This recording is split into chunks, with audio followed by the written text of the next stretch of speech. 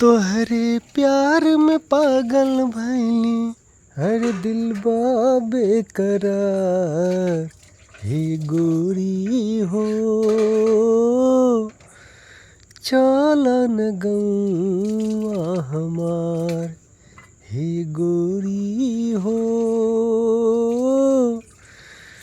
चलन गौआ हमार। गाँव के लइका गुल्ली डंडा खेले ओल्हा पाती। गाँव के लइका गुल्ली डंडा खेले ओल्हा पाती। हमरे गाँव में काली मैया हो, हमरे गाँव में काली मैया कृपा उनके अपार हो, कृपा उनके अपार। हे गोरी हो चलन गौआ हमार। हे गोरी हो चलन गौआ हमार।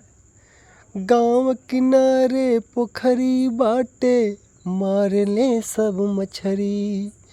गाँव किनारे पोखरी बाटे मारले सब मछरी।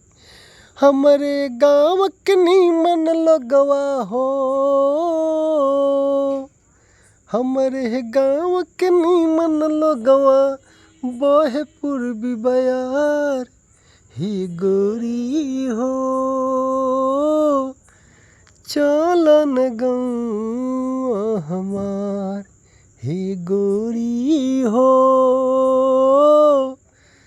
चलन गौआ हमार। गाँव के दक्षिण ट्यूबवेल बाटे उत्तर सरसों फुलाला। अरे गाँव के दक्षिण ट्यूबवेल बाटे उत्तर सरसों फुलाला। गाँव के पश्चिम गन्ना खेती हो,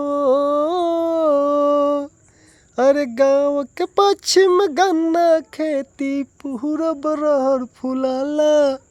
अरे पूरब रहर फुलाला। हे गोरी हो चलन गौआ हमार। हे गोरी हो चलन गौआ हमार।